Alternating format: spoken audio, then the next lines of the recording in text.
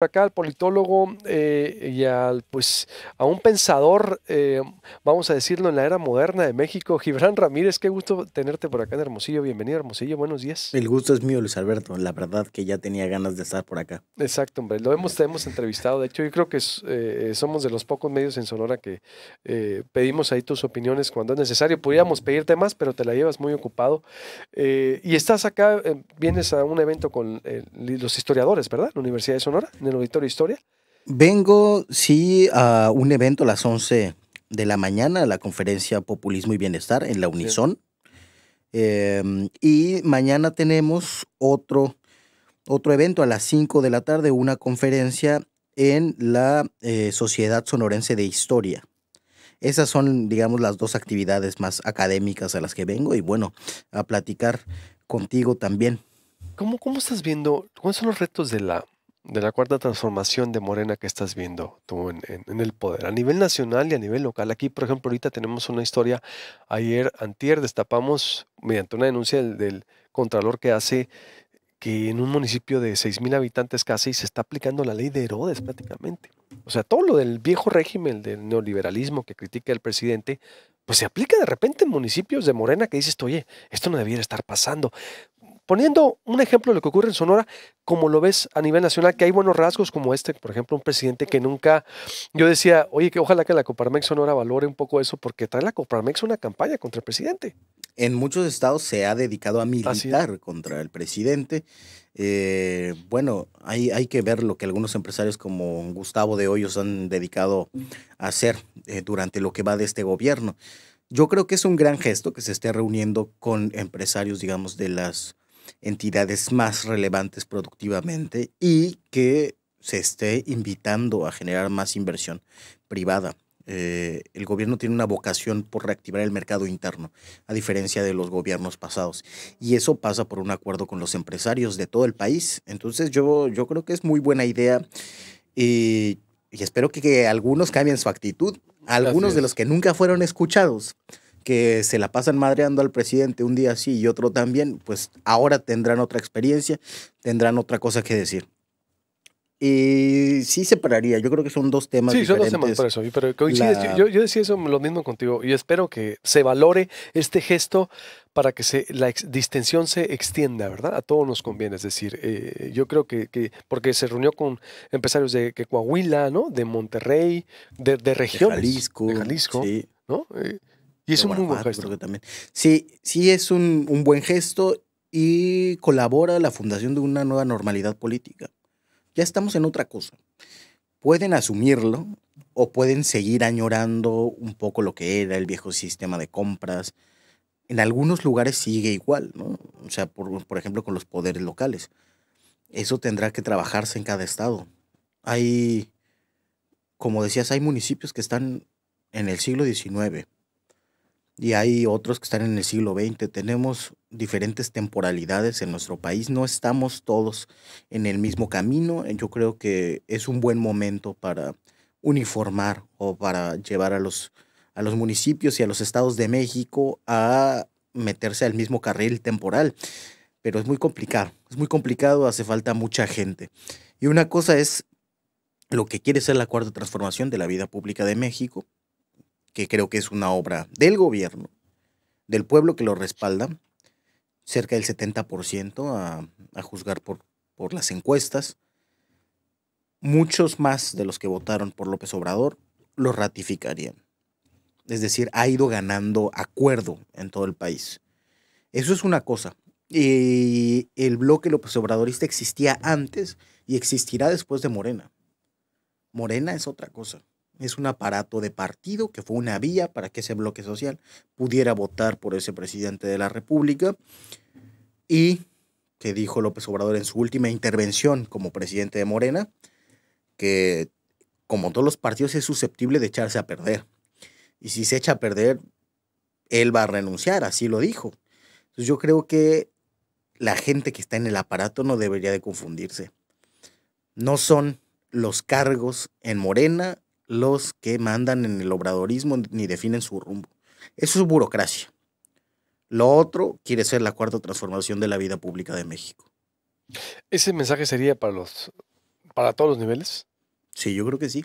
Porque aquí en Sonora está pasando, como te digo, ese es uno, pero te vas a Cajeme, también un gobierno que está siendo ya cuestionado, Navojoa, Guaymas, Empalme. Yo creo que por eso la reflexión tuya es importante.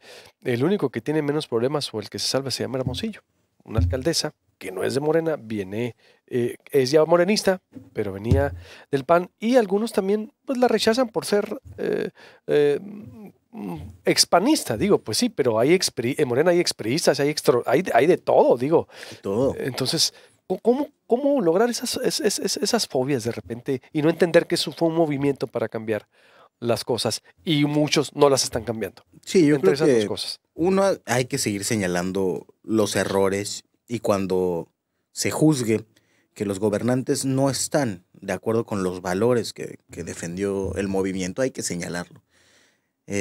Otra cosa es que si aspiramos a que el país cambie y si creemos que el país puede cambiar, debemos empezar por pensar que las personas pueden cambiar.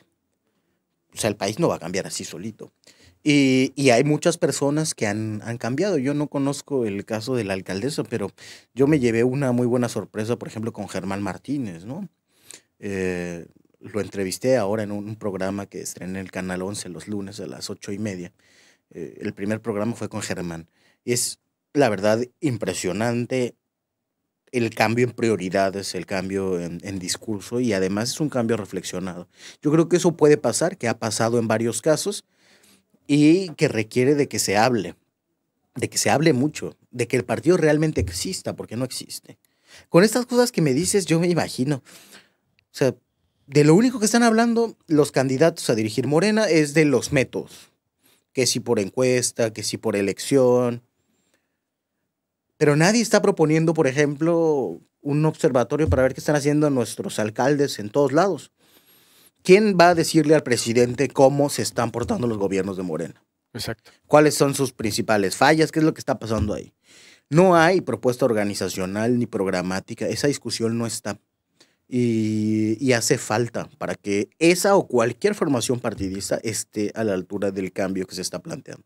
A ver, está muy interesante. Un observatorio que vigile el comportamiento dentro del mismo partido o del gobierno. Si yo fuera candidato a la presidencia de Morena, diría eso. Dentro del partido se tiene que hacer responsable por sus gobiernos. Así es. Finalmente, hay un programa que se está intentando implementar a nivel municipal, a nivel estatal, en las legislaturas. Lo único que tienen en común es el partido. No, no puede esperarse que la oficina de la presidencia de la República, porque además se trata de otro orden de gobierno, se dedique a jalar las orejas a los municipios. Ujú. Pero el partido al que pertenecen, si siguen perteneciendo a ese partido, si llegaron por ese partido, tendría que vigilar qué es lo que está pasando. Es su responsabilidad. Y yo sé que los candidatos a dirigir Morena viajan y esas cosas, pues estaría bien que propusieran cómo arreglar todo este desmadre, porque hay que ser claros en que existe. A ver, pues esa es una muy buena idea y vendría a ser algo diferente también, ¿no? Sobre todo algo que se le diera seriedad, ¿no? También, Sí, ¿no? Algo que en realidad venga a señalar lo que está pasando. O porque muchos están viviendo del nombre del presidente. Aquí mismo en Sonora se cuelgan. Tienes un Congreso, la verdad, con bajo perfil de morenistas. Bajo perfil en el sentido de que algunos no cumplen con su papel de oposición y se les olvida que pues en 2021 vienen elecciones, por ejemplo, claro. o no se preparan. Es decir, yo creo que esto es, o va a necesitar Morena también una sacudida como fue en el PRI y en el PAN, por ejemplo. Si no se toma en serio como partido político, eventualmente necesitará una sacudida. La sugerencia del presidente de que se decida por encuesta es una manera de favorecer, digamos, lo que está anclado socialmente, es decir, que al presidente de Morena por lo menos lo conozcan las personas que integran el partido, el movimiento, pero tiene el problema de que no contribuye a esa institucionalización. Posterga esos problemas, Ujú. los posterga y si se siguen postergando eventualmente va a haber que sacudirlo o como dice el presidente, salirse de ahí e inventar otra cosa. Yo creo que estamos a un buen tiempo para que las personas que militan en el partido tomen conciencia de eso. Si no se proponen esas soluciones, En este caso que hablabas del nivel de los cuadros, hubo una decisión institucional, que fue un instituto de formación política. Más allá de cómo se haya implementado, yo creo que Rafael Barajas está haciendo un esfuerzo importante. El mandato institucional no se cumplió, tenía que tener la mitad del presupuesto, creo. Es para que en estos momentos yo hubiera una institución seria. Uno puede pensar en las fundaciones de los partidos alemanes, que son finalmente fundaciones, instituciones del Estado alemán. Dinero para hacer algo así, según el mandato institucional, había. Pero las cosas se consumen en grilla, en no tomarse en serio el largo plazo, ¿no? En consumirse en, puta, y en 2021, ¿quién va a decidir? ¿Quién va a poner? Hace falta perspectiva por ahí. Por otro lado, ¿cómo ves al país? Yo también de repente veo una especie de histeria organizada para cuestionar al presidente, por ejemplo, ¿no? Al margen de los errores que ha tenido, obvio que aquí los hemos señalado como debe de ser, pero también una especie de organización, tú hablabas una especie de racismo, recuerdo aquí, y que pegó mucho esa entrevista que te hicimos aquí, de clasismo contra Morena, el presidente. Si hay una estructuración de la conversación pública que no se corresponde con la estructura social de México.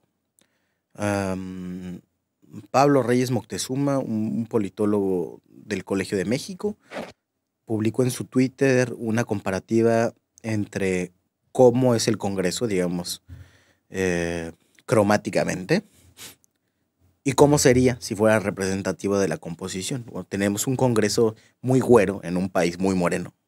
Y la publicidad responde también a esa estética y los espacios de la opinión, que es finalmente una que se corresponde mucho con la de clase social. Eso lo ha comprobado el INEGI en repetidas ocasiones. Entonces tenemos una opinión pública saturada de una clase social media alta, que además responde ideológicamente a un paradigma neoliberal. Entonces es muy natural que las cosas en los medios sean al revés. Mientras en el país real, en el país nacional, me gusta decirle a mí para evocar a un viejo político colombiano, a Gaitán, mientras en el país nacional el consenso es del 70% y más en los cambios que está haciendo el presidente, en la lucha contra la corrupción, etcétera, etcétera, es de apoyo. En el país político, en el país de los opinadores, en el país de las cámaras, probablemente el 70% de los opinadores, de los editorialistas, de los presentadores de noticias, están en contra de esos cambios que se están haciendo. Es decir, no es que tenga que ser democrático el espacio de la comunicación. Por naturaleza no lo es, ¿no? Tiene que defender minorías, la pluralidad por encima de la lógica del triunfo de la mayoría, etcétera, etcétera. Pero sí podría ajustarse un poco más al país que es. Esto tiene una causa muy clarita, que es que la mayoría de los medios de comunicación han vivido de publicidad oficial. Y los gobiernos han decidido discrecionalmente cómo se da. Entonces, los medios no tienen que agradarle a la audiencia y no se tienen que parecer a ella, y no tienen que hablar con lo que está pensando. Se dedican a decir lo que quieren, la línea que traen, porque igual vivían de la publicidad. No necesitaban vivir de sus lectores, de sus escuchas, etcétera, etcétera. Estoy de acuerdo. Y fueron concesiones del Estado. El Estado, al momento que el Estado da una concesión de televisión y una concesión de radio, definen las reglas del juego. Y al momento exacto que se constituyó culturalmente, empresarialmente, económicamente, por décadas, un modelo en donde el gobierno paga el 80% de los ingresos a medios de comunicación.